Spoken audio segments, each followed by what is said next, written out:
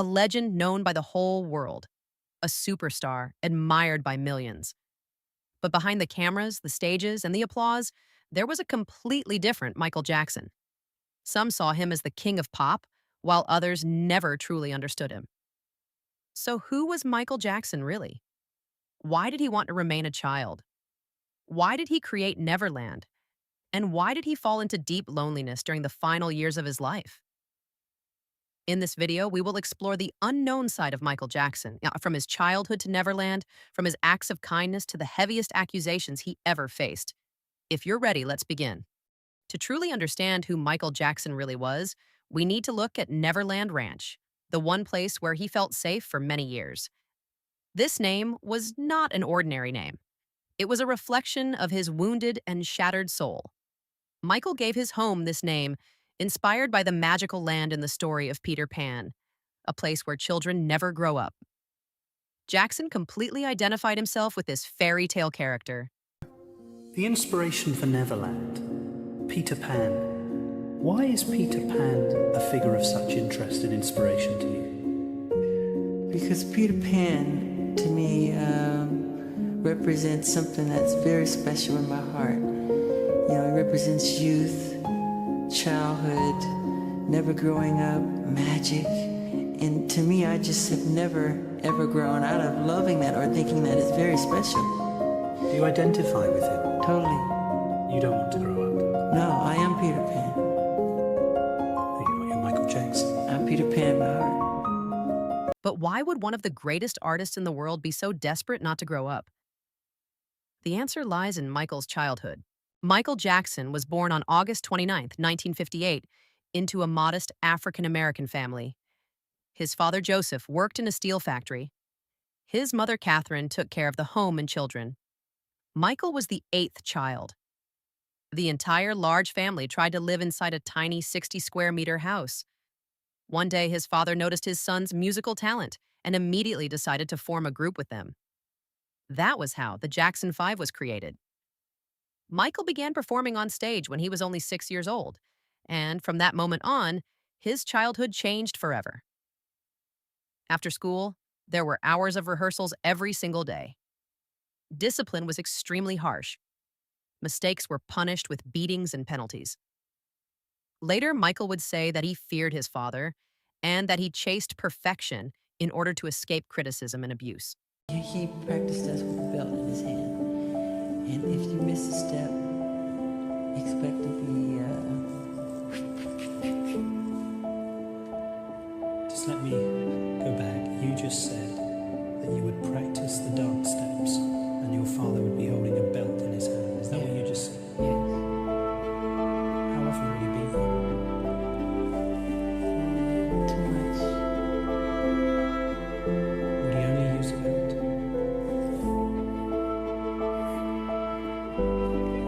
Why do you do this to me? No, more than a belt. What else would he use to hit you with? Ironing cords. Whatever's around. Throw you up against the wall hard as you could. When he was beating you, did you hate him? Yeah. Strong hate. That's why to this day I don't lay a finger on my children. I don't want them to ever feel that way about me. Ever. And he didn't allow us to call him daddy. And I wanted to call him daddy so bad. He said, I'm not daddy, I'm Joseph to you, you know? The brothers performed in small clubs, cheap bars, and even strip clubs. As their success grew, they began touring as well. While other children were playing games and growing up in familiar surroundings, Michael's life was spent on stages, on the road, and in studios. I would do my schooling, which was 3 hours with a tutor. Then right after that, you know, I'd go to the recording studio and record. And I'd record for hours and hours till it was time to go to sleep. So it'd be nighttime. And I remember going to the recording studio. There was a park across the street, and I'd see all the children playing, and they'd be rooting and making noise, and I would cry. It'd make me sad that I would have to go and work instead. In 1968, the group signed with Motown Records and became a phenomenon. The Jackson Five became the first black group to turn into a major brand. Their faces were everywhere in America, on posters, food boxes, even cartoons. Their songs reached the top of the charts, and Michael, as the most remarkable member of the group, received special attention. But the price of that success was heavy. Lessons, endless rehearsals, recordings, and concerts left no time for anything else. A child had been deprived of the most basic right of all, the chance to live his childhood. He lost the ability to be a kid before his 12th birthday. Michael Jackson really was never able to go anywhere without a bodyguard, without a limousine, without, people to protect him from his success. Not ever be able to just go out to the park and look up at the sky and to not be able to go to the movies. I just think that he has paid a tremendous price. This life left deep scars on him. As an adult, Michael tried to find love. He even married twice. His first marriage was to Lisa Marie, the daughter of Elvis Presley. His second was to nurse Debbie Rowe, who helped him during his struggle with skin disease. However, he could not build a lasting relationship with either woman. Both marriages ended quickly. Still, he fulfilled his dream of becoming a good father. He had 3 children. Yet the loss of his childhood never stopped haunting him.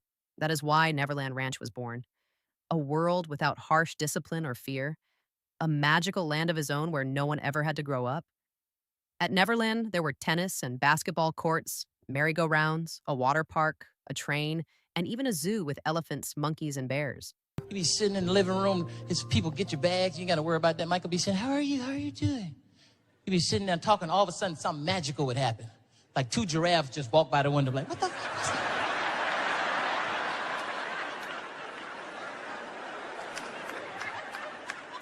Michael, what's that 2 giraffes just walk by the window? No, it was 3. It was 3 giraffes. Michael's favorite game there was water balloon fights. We had teams.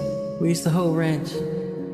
My favorite thing in the world to play, if you call it a sport, it's a water balloon fight. I like the way they splatter when they hit. I've never lost a water balloon fight. I'm the Michael Jordan of water balloon fights. We won the fight again and again. But the most personal and special place in Neverland was not the toys or the zoo. It was a place called the Giving Tree. I call it my giving tree because it inspires me. I love climbing trees in general, but this tree I love the most because I climb up high and I look down on its branches, and it gives me, I just love it, so many ideas. I've written so many of my songs in this tree. Do you want to climb it now? Yeah. Give me hold the umbrella. Yeah. You go and climb it, and when you've climbed it, let's see how inspiring it is. Aren't you coming? No way. This is a big secret. I never saw anybody in my giving tree. All the magic of Neverland was not only for Jackson himself. In an interview, Michael once said there was something more important to him than his music career, helping sick and needy children. Every 3 weeks, groups of children battling serious illnesses or coming from low-income families would visit Neverland. When Michael was not on tour, he personally spent time with them. He organized trips and entertainment with the staff. There was also a movie theater where children could watch cartoons, puppet shows, and circus performances. There are, built inside the walls here, beds. Beds for some of those sick children who come. And what I realized when I saw that is that you have to be a person who really cares about children to build it into your architecture. Yes. We have children that come who are intravenously, they're very sick, they're bedridden, and they Can't sit up. Right, they can't sit up. And these beds, they're hospital beds. You push a button and you rub and you go down, and they're able to watch. We have a magic show. We show the current films. It's cartoons, anything, and anything so they can escape to that world of magic that they don't get a chance to experience. Despite all of these good deeds, Michael faced the greatest accusations of his life. He was already going through a difficult time, but this would become his hardest test. In 1993 and again in 2003, he was accused of inappropriate behavior toward young guests who had visited the ranch. Jackson was arrested. His home was searched, and he was reportedly forced by police to strip naked and expose himself during the investigation. After the investigations, no evidence was found. Michael was cleared of all charges. During the legal process, evidence also emerged that attempts had been made to blackmail him and extort money from him. At every opportunity, the media has dissected and manipulated these allegations to reach their own conclusions. I ask all of you to wait and hear the truth before you label or condemn me. Don't treat me like a criminal, because I am innocent. I have been forced to submit to a dehumanizing and humiliating examination by the Santa Barbara County Sheriff Department and the Los Angeles Police Department earlier this week. They served a search warrant on me which allowed them to view and photograph my body, including my penis, my buttocks, my lower torso, thighs, and any other area that they wanted. It was the most humiliating ordeal of my life, one that no person should ever have to suffer. But if this is what I have to endure to prove my innocence, my complete innocence, so be it. These accusations turned Michael's life into a nightmare. Rumors about appearance can be endured to a certain point. With time, those things can pass. But when his sincere desire to help children was twisted into something immoral, and he was portrayed before the world as a monster, everything changed. Jackson collapsed emotionally. He stopped eating regularly and could no longer sleep. After the second trial, he permanently left Neverland Ranch. After all the searches and humiliation, he could no longer see the place he loved so much as his home. Yet there were many different stories the newspapers could have written. For example, in 1994, at a hospital in Budapest, Michael Jackson met Bella Farkas. This little child had been abandoned by her family after being born with liver failure and urgently needed a transplant. Michael Jackson covered not only the surgery costs, but also the next 10 years of treatment. In the end, the child recovered, was adopted, and grew up healthy. Then there was the story of Daniel Paris. He was a child who contracted the AIDS virus because of a medical mistake during a blood transfusion. Before a concert in Milan in 1997, Michael Jackson invited the child and his mother backstage and spoke with them. But the most unforgettable moment happened during the concert. Jackson brought the child onto the stage and held him in his arms in front of tens of thousands of people. At that time, people feared HIV-positive individuals and stayed away from them. Many believed the disease could spread through a simple touch. Because of this, Jackson's gesture sent a powerful message to the world. These people should not be feared. They should be helped and supported. Later, the child's mother wrote Michael a letter. "I will never forget what you did for my son. After meeting you, the doctor spoke of a miracle. For several months, it was as if he had never been sick.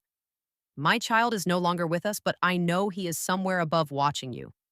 He never forgot what you did for him. God bless you, Michael." There are dozens of stories like these. Throughout his life, Michael Jackson spent approximately $300 million on charity. The singer founded his own charity organization and supported many others. He even entered the Guinness Book of Records as the pop star supporting the largest number of charities at the same time. On every tour, Michael made sure to visit local orphanages and hospitals. Moreover, he kept most of these acts of kindness hidden from the public. His goal was never to attract unnecessary attention to himself. To him, helping others was not something to be displayed.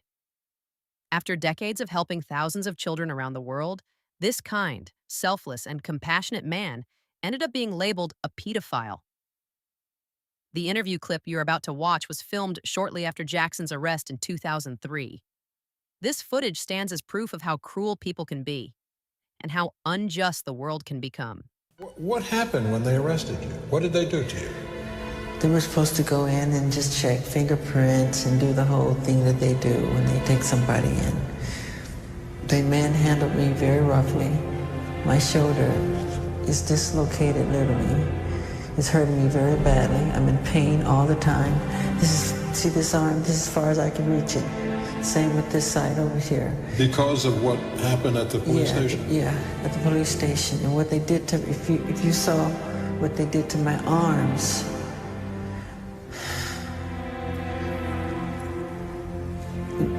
It's very bad what they did. How did they do it? I mean, what physically, what did they do? with the handcuffs, the way they tied them too tight behind my Behind back. your back? Yeah, and they put it in a certain position knowing that it's going to hurt and affect my back. Now I can't move. It keeps me from sleeping at night. One time I asked to use the restroom, and they said, sure, it's right around the corner there. Once I went in the restroom, they locked me in there for like 45 minutes. There was doo-doo, feces thrown all over the walls, the floor, the ceiling, and it stunk so bad. And one of the policemen came by the window and he made a sarcastic remark. He said, does it smell good enough for you in there? How do you like the smell? Is it good?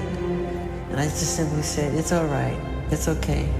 So I just sat there and waited. For 45 minutes? Yeah, for 45 minutes, about 45 minutes. Like I said before, and I've said a million times, I'm not afraid to say it. If there were no children on this earth, if somebody announced all kids are dead, I would jump off the balcony immediately.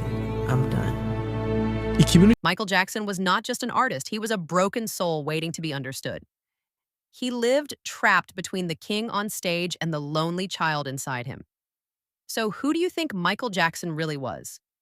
Be sure to share your thoughts in the comments below. If you enjoy real stories, untold biographies, and deep documentary-style content like this, don't forget to like the video, subscribe to the channel, and turn on notifications. See you in the next video.